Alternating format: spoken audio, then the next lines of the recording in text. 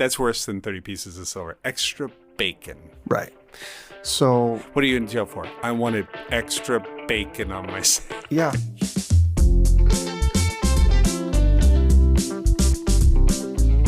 Hey there. If you've joined the podcast today, my name is Chris Jarvis. I work with companies on employee giving and volunteering programs. And my name's Jake McIsaac. I spend a lot of time thinking about public safety and restorative justice. So we are having conversations here that we've been having for 20 years. Yeah, the only difference now is we press record and share it with you. Thanks for joining us. In today's conversation, I share with Chris an interaction that made me feel really, really bad. So we're going to explore how doing the right thing can make you feel really crummy, but that's not necessarily a bad thing because it probably indicates you're becoming a better version of yourself.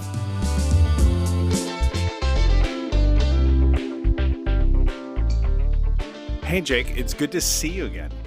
In person, live, in the same space, same room. Yeah, that it's been 2 years? Yeah. Plus? Yeah. Just seeing you on a little screen as we've been trying to do this podcast thing. Yeah, remotely. And now it's great to be here with you. Yeah, in Halifax, Nova Scotia, where I'm from. Yeah. That's great. Yeah. So how's your week been? How have you been? Like, we're kind of actually, for everybody listening, we are actually seeing each other for the first time. I'm back here. Yeah, you've been in town for a long time, but this is the first time you chose to... 2 days, everybody is lying. Okay. Well, no, it's been a good week. I've actually been looking forward to this all week. Yeah, me too. To connect. Me too. Well, I don't know. Why does that seem weird? I don't know. It's just I think I'm intimidated by looking at it because you're staring right at me. I'm like, I can usually just lower the screen. I don't want to look at them now or whatnot. But just look away. One of the things that I'm noticing about being in person is, and I don't know if this goes in the podcast or not, but it is interesting. I don't know what to do with myself. Like I'm sitting here with my arms crossed. Is that normal? I don't know what normal is anymore in person. And I'm conscious of where my feet are. And am I looking too long at a person? Should I look away? Because I've learned 2 years of Zoom rules and I've sort of forgotten. But you've been remote for a lot longer than that. Right? Well, yeah, but it was usually, interjected with a lot of in-person conferences and whatnot. But I feel like I've had, you're probably the fifth interaction with like a person outside of immediate family in 2 years. So it just feels weird, I guess. I'm conscious of how weird it feels. Yeah.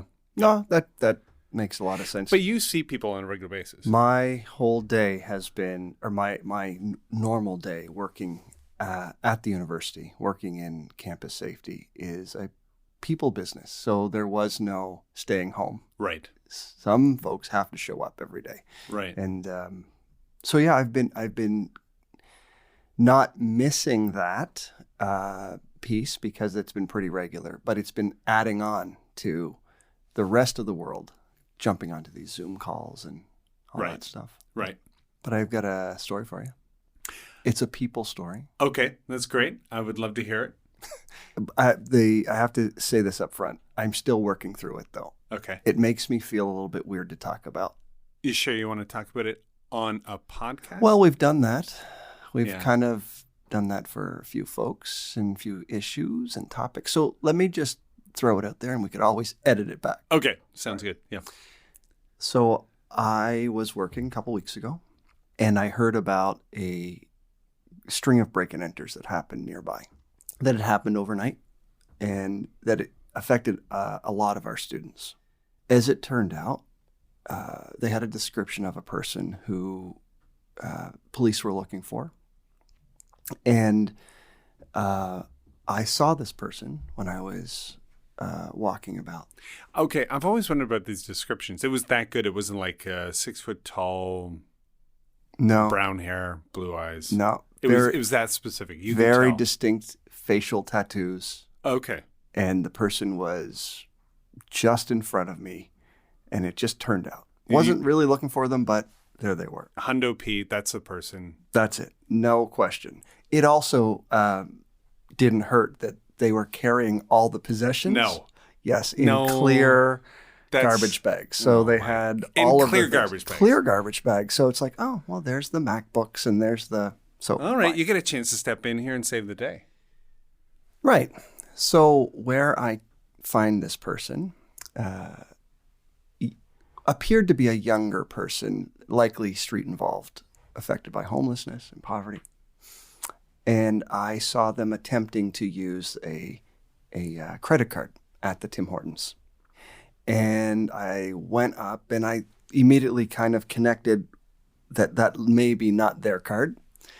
And so I radioed in that this person was in the line at Tim Hortons. Police were on their way. But I had this moment where I didn't want them to get in any more trouble. So I said, hey, don't use that credit card. Turned around and saw me there, and I was in uniform. And I said, listen, don't use that credit card. I'd like to buy you your I think it was a coffee and a donut there. Mm-hmm. Okay, would you let me do that? She says, sure. So I take out my card, and I'm about to tap it, and I say, do you want a sandwich? Do you want a breakfast sandwich? Right. Sure. Well, if I were getting a breakfast sandwich for free, I'd get extra bacon. Do you want extra bacon? Do you want extra cheese? Gosh, that's great. And so she says, yeah, sure. Why don't we have a seat over here? I'll carry your bags. You move this way. And they'll call my name when the sandwich is ready. So we go over. We drop the stuff there. She has a seat. I go back. I say, can you make the sandwich slowly? To the person at the shop. Correct. Okay. I pay for the sandwich. In a few minutes, they call me over. I pick up the sandwich. Now we're sitting together. I said, can I sit down with you while you eat your sandwich? We'll just talk. She says, sure. It started to get weird because I look down and now I know that all of these bags that I can see in, and I said, I don't think that these are your things in the bag. Okay, you didn't open up the conversation that way. No, Did we you were make small talk? We small talk. Okay. And it was guarded. Yeah. Appropriately guarded. Right. And I said, so listen, here's the problem. I don't think these bags have all your stuff in it. Okay. No, they are. They are. Okay. Well, if there was any way to get this stuff back to the people that I think they are. I mean, I think they belong to a number of students here in the area, and I would love to get that back to them if it is theirs. Says, nope, it's not. This is all my stuff. Pretty calm at this point. Yeah, and Okay, we're just casual. just eating the sandwich. Yep. Extra bacon. And I said, okay, fair enough. Well, my name's Jake. What's your name? Well, what's going on? What's going on today? Just trying to get out of the rain, get out of the element, whatever. We talked for about 5 minutes. It's a great conversation. Tells me all about where she grew up. We talked about living in similar places in Spryfield. Mm-hmm. Then the police show up. I hear on my radio that they're just outside. We're not going to rush it. She finishes the sandwich. We start to walk out the door. And as we walk outside, the police show up, get out of the car, walk right up to her as she's got the bags. She looks over at me, puts the bags down, puts her hands out, is just arrested, walked right to the car. Just let it happen. Let it happen. Glaring at me the whole time. Yeah. The officer responding says, that's the first time I have not had to fight with her. I've arrested her many times. That was the first time ever. Can you say how old she is? 19. Oh my gosh. So she's been arrested multiple times already. Yeah. 19, living on the street. Yeah. And we're not giving away her identity here at all. This is just you won't be able to figure this out, who she is. So we feel good about that, right? Well, we'll edit back the name. Okay, good. So she starts knocking on the window. Yeah. I look over.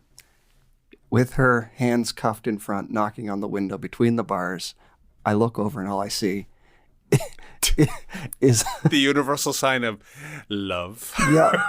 Two middle fingers. Double salute. Yep, double salute. So I go over, open the door, and say, hey, she says, you. I said, okay, fair enough. She said, I told you my real name, and you didn't have to pretend to care. Yeah. And it gutted me. Yeah. And I have not stopped thinking about Yeah, that. I feel terrible right now, too. Well, thank you. Yeah. You suck. I've been thinking about that Yeah. for weeks. Yeah. Because I've tried to rationalize this out many times. Because it was the right thing to do. On some levels, Yeah. right? I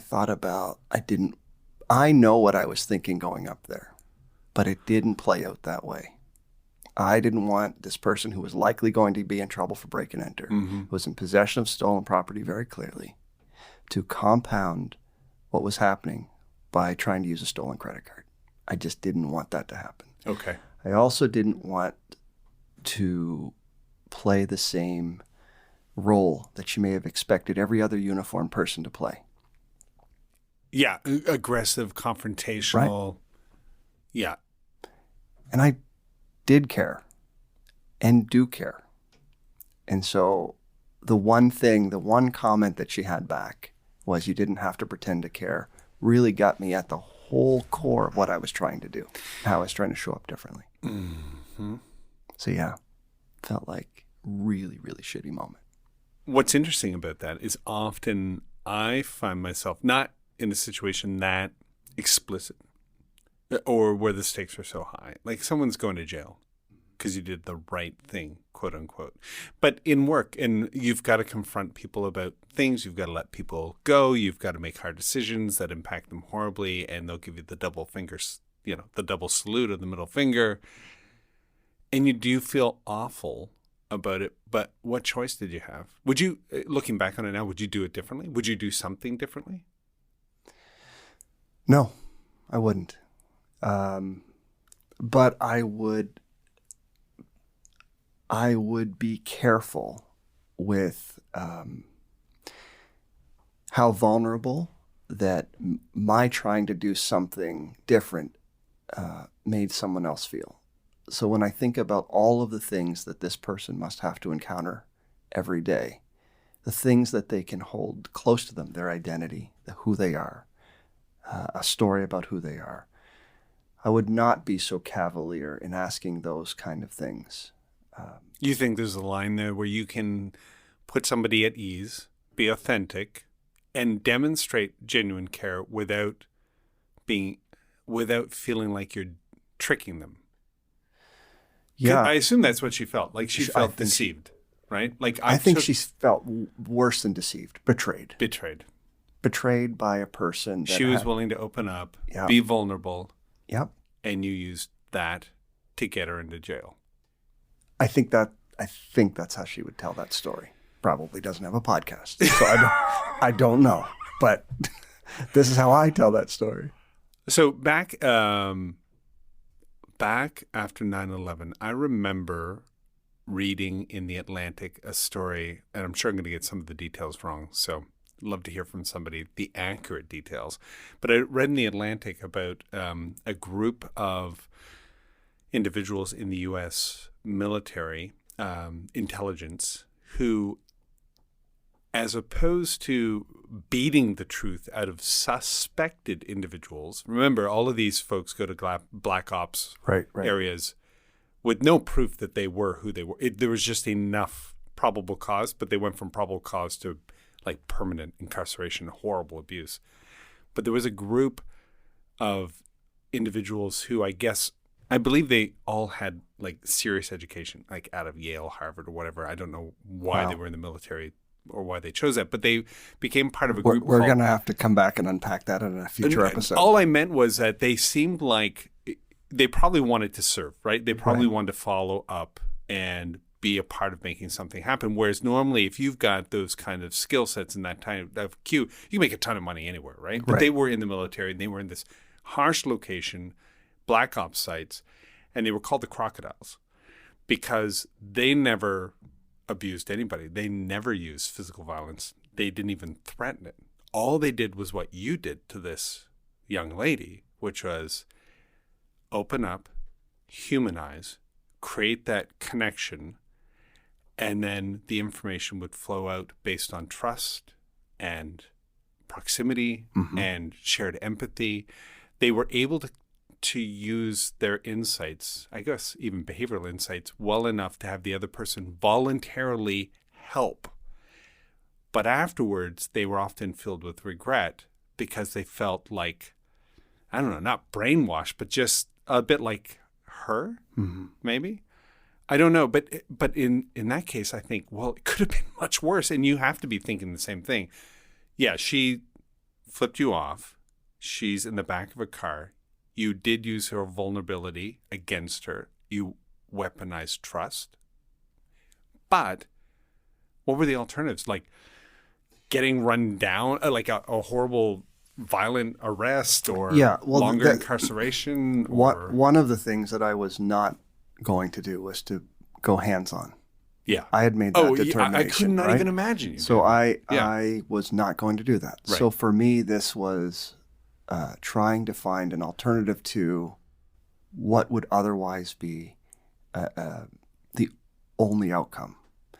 And I do wonder if, when we think about policing models, if there was more space than to just go with an enforcement right away, right off the bat, aggressive, hands-on. What if you took time? What if more responders took time to see the human, to connect in human ways? Is it possible to avoid violence? I believe so. I practice that way. And I think more people ought to. But the mortgage that you pay on that. Yeah, that's a good way to say it. I'm left thinking about it later. Yeah. Because I had a connection that I think was authentic. I was naturally curious. Tell me your story. We talk about stories all the time. Mm-hmm. Where'd you grow up? What are you doing? I do know that something else is going to happen. Mm-hmm.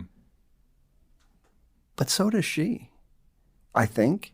I mean, it was very clearly in possession of stolen property.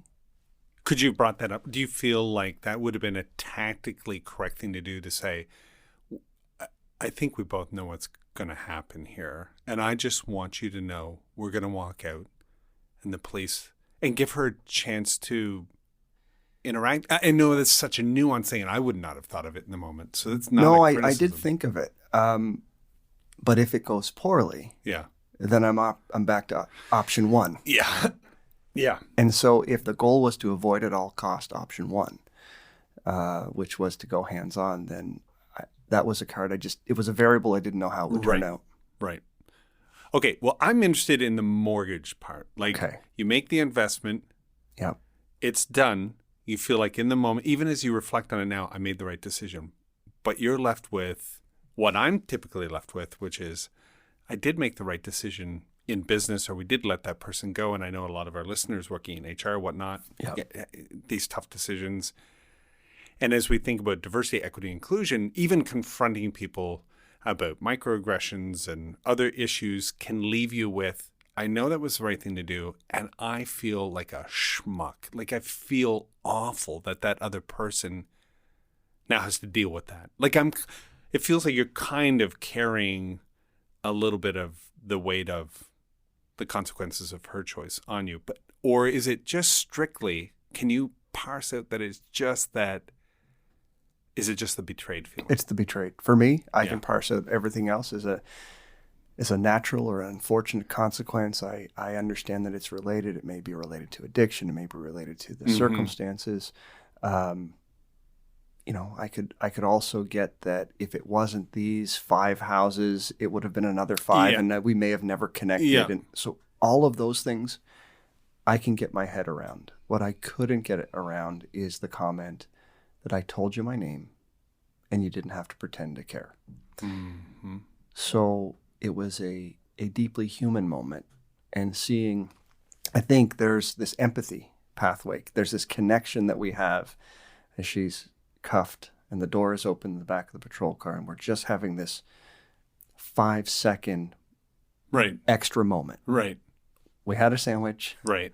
And now we're having the second human connection. And I think there's this this empathy problem. Yeah. that I'm left thinking about now.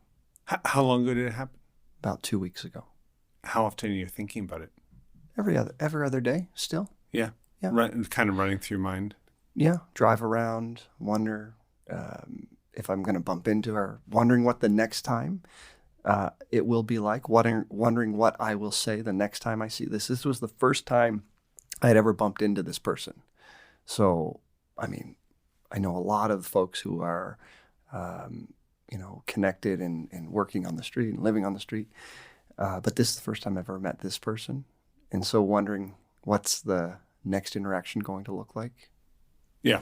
So I think about that a lot. Yeah, and I would too. Again, if we translate this into more of a work environment where we're looking at addressing issues, I think one of the reasons we started this podcast is because I had conducted myself in a way that I wasn't happy about in a team meeting, and I wanted to understand why it happened because, like you, was playing out in my mind. And it's over and over again. So I figured... and we talked about that in season 1 as a callback. Yes. Good. See how I did that? Yeah. So you can check that episode out. I think it's... What the hell's wrong with Chris Jarvis? Or Chris, yeah. What the hell's wrong with Chris? Yeah, that was a good one. I love it. Yeah. It's one of my favorites. So we've often talked about how we see the world and how experience shapes the neural net in our brain, because our brain, the way it's wired, determines how we're able to see the world. So I can't see the world the way you see it because my wiring's distinct, unique. Everybody's is. But by the same token, you can't see the world differently than your neural net will allow. That's the physical representation of your worldview. If you want to perceive the world differently, then you need some rewiring. And so the disorienting dilemma, just to remind everybody who's listening, is the moment where your experience doesn't meet your expectation. And I think when you saw her in the backseat of the car for those few minutes, boom, there was a disorienting dilemma because you went into it with an expectation of this is the right thing to do. It's going to minimize risk and violence and whatnot. And then you had this experience of you didn't have to pretend to care. And now that's a crashing of two things, because I did the right thing. I feel awful in a way. I have these awful feelings. I don't know how to describe it. That's right. And you move into a place where you begin this sort of sense making of playing it out in your mind. Everybody does, because and I know you know this, Jake, but just for people who are listening, when you have the disorienting dilemma, acetylcholine, which is a chemical in the brain, secretes, and your brain becomes more malleable, less fixed. And new neurons begin to look for connections to other neurons. It's a fascinating process of the human brain. These dendrites are starting to form and connect. Yeah, and we in the show notes we could probably put a link to, because you can see that visually now. Yeah. And then we get to this place, which is the rational discourse. So these are the stages of neural growth. The disorienting dilemma triggers the acetylcholine. You play it out over and over in your mind. You revisit the pathway that strengthens the pathway, those new neural connections. So now you have a connection to a memory, but you're in the sense making, you're deciding what it means. Like you're trying to, so you're actually getting all these other memories and you're constructing, I think it's called ladder memory construction or something similar to that. Dr. David Eagleman talks about it, but you're interpreting that experience based on all of your other experiences. And then we get to this stage, which is the rational discourse, which is sharing it with somebody else. We've got to talk it out. We've got to just help me make sense of this. I'm stuck in my own head with my own experiences. And this is that inclusive space, right? Where we start to value the diverse perspectives around us and why it matters to have people who think differently with different experiences so that they can help you when you get to this discourse place. And so, and as a result, even I get to live into your experience of, obviously, in my way of thinking about it. And now I'm involved in the rational discourse a little bit, considering, and we'll come, whether we intend it, whether we say it or not, we're going to walk away with, next time it happens, you have already referenced it, next time it happens, I don't know what, I think you're at the phase of I don't know what I would do differently, but you're working out a strategy so the next time you see her or someone or a similar situation, you've preset your responses at this point. And they may work horribly, and then you've got the disorienting dilemma again, which is, well, that didn't work. It's all cyclical. So I'm going to play it out in my mind for a couple of weeks, and I'm going to talk to somebody, come up with some new strategies, and then that. But this is the way we literally become different Yeah. and see the world differently and move towards hopefully a better version of ourselves, but it can equally move towards a worse version of ourselves. Because you could think, you know what, I tried that, hated how I felt for 2 weeks. That mortgage of horrible feelings, screw that. Next time I'll just call the police, they can do it. Because the net result is the same. So why bother? That could have been a strategy, right? It could have been. I think it's a dangerous strategy. Oh, I'm not espousing that. Not about the police model, but to avoid which our brains will naturally resist to do something new or different or unfamiliar. Or feel bad. And so I think all we're doing is shifting.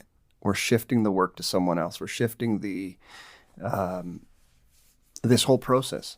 So I'm happy it went that way because it gives me an opportunity to think and to process and to chat with you and to be better. If we're constantly evolving our responses, our connections to other people, and discovering our space in the world and what that means when we bump into other humans, it gives us a real runway to be different. So I am happy to still be bothered and thinking about it, because I think it's the proof that it was a meaningful enough experience that will shape in the future. Plus, we get to talk about it too now. Okay, so let's do another callback. We talked about community policing last season.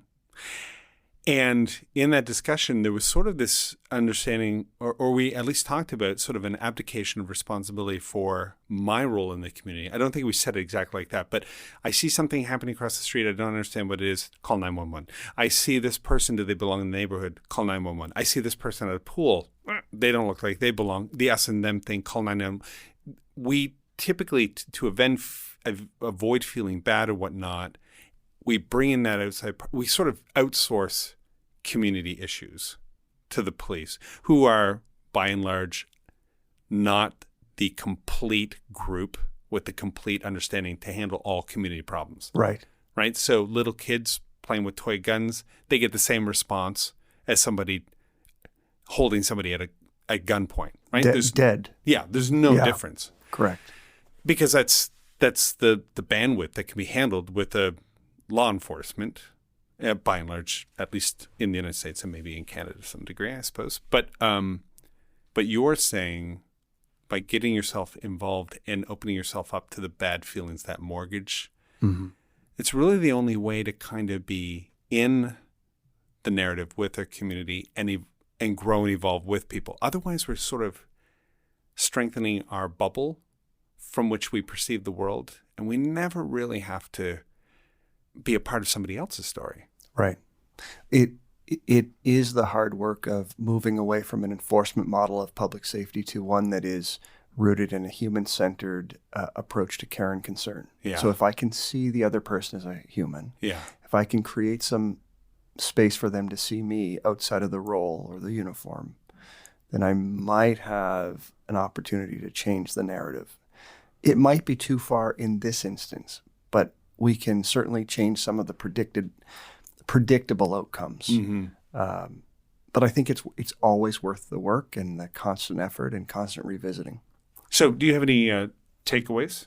Like we're going through the sense-making process and now we're in the discourse. So we're being really obvious about what's going on here, more so than I think two normal people talking at a coffee shop might be. But I would love to just think through, if you have them, is there anything in terms of your strategy going forward, some learnings that you would, because this will happen again to you. So I would say going forward, I will be more mindful of when I see people to make sure I leave them with a lot more agency to share in less invasive ways. So when I ask your name, what are you up to? Where are you from? I asked those questions first without offering anything. I said my name first, which was the only thing I offered up first. I said, hey, my name's Jake, what's yours? And then we were into it. And then I would start asking, so where are you from? Oh, that's interesting. And I'm trying to, create some connections, show the similarity, the familiarity, affinity. And so I'm trying to create some in-group with them by saying, I used to live in that neighborhood too. What I would do differently is try to offer first instead of ask first, and do that more. Would that have changed how they I don't felt know, about... but when I reflect on it, I think I asked that person to give more Maybe first they were without a any bit exposed, relationship. like, yeah. And for what? Extra bacon, right? That's worse than 30 pieces of silver. Extra bacon. Right. So... What are you in jail for? I wanted extra bacon on my sandwich. Yeah. If I just... Anyway. So I think that when I reflect, that's one thing I'll be taking away. Okay. You know, I'm thinking about it, and of course I'm thinking about myself in not that situation, but other situations like that first one. I think the principle I have to be okay with is it's okay to feel badly about making the right choice. Mm-hmm. And that's an invitation. That bad feeling is actually growth in my brain. And it signals that there's something important happening here. And don't walk away from it. Don't avoid it next time. Bad feelings, I know we all want to do it. Like, who wants to feel bad? But just exploring, what is it about that made me feel bad? We've both had to let folks go, I'm sure, Yep. in terms of Yes. a work relationship. And if I just knowing you and you know me, those are not easy conversations. And Hate them. They go on in your brain for a Yeah. while. Did you hear about the one where 900 people got... Yes. Yes, the And CEO yes, it's Better. all over TikTok. Better.com, the CEO. Yeah, he's out there. Like, Put it out there. yeah, he put himself out And there. what he said was, this is the second time in my career I've had to do this. The first time I cried. I'm hoping not to have to do that this time. Yeah, that's where I thought, dude, crash and burn. Mm-hmm. 900 people can't. Yeah. Zero empathy. Zero connection with people. But he thought he was being empathetic. That's the thing. Did he? Well, you know what? He's sitting there casually. He's like leaning in, blah, blah, blah. You guys, I'm sorry. He's trying to be human about the whole when thing. you say the right words, but there was no connection to that. No. Obviously, it was poorly planned, poorly thought out. Now, the thing is, what do you do with that afterwards? You're the most famous CEO in North America right now for doing the worst thing. Famous? Notorious? Notorious. Better word. But I just, when I heard that, I thought the thing you solved for between the first and the second was your humanity. That was the thing you fixed. The last time I did this, I cried. So I hope not to do that. Really? You did this twice. Even if you can articulate why you had to do this twice, the thing that you wanted to get better at was not feeling, was not crying. Interesting. Mm-hmm. But anyway, we can leave that for another show. No, I think that's all I want to talk about that guy. Okay, so takeaway number one, you said, I think I would try and make it a bit more equitable, the discussion, so they had agency and felt like, okay, so they weren't being duped or deceived into, okay. So it would leave less question in their mind that it was just a ploy. Yeah. And for me, it's okay to have those bad feelings and do the sense making. Find people that you can discuss it with, but don't avoid the bad feelings because they take you down the right path. As opposed to next time I do this, I don't want to seem like such a wuss and cry in front of people. I want to be a little bit more professional. Right. Yeah. Now that is a strategy that may have come out of 2 weeks of feeling horrible about it, but I don't know if it's a strategy where he involved many other people in the rational discourse of what do you think? That's where community really matters. And a diverse community Right. is going to give you even a better set of options and strategies as opposed to people who look like me, talk like me, grew Echo up chamber. like me. Yeah. That I'm pretty sure I can get 15 people to respond, yeah, don't cry next time. Because they look like me. They're all CEOs. They make a whole lot of money, $29 million in a bonus the year before, that kind of thing. Yeah. Go to somebody else who it does not fit the profile.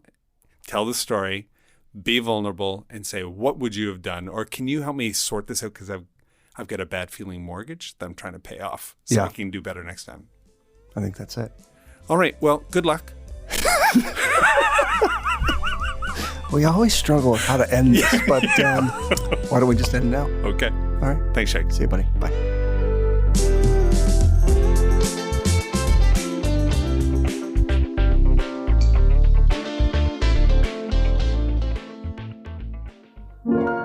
Podstarter,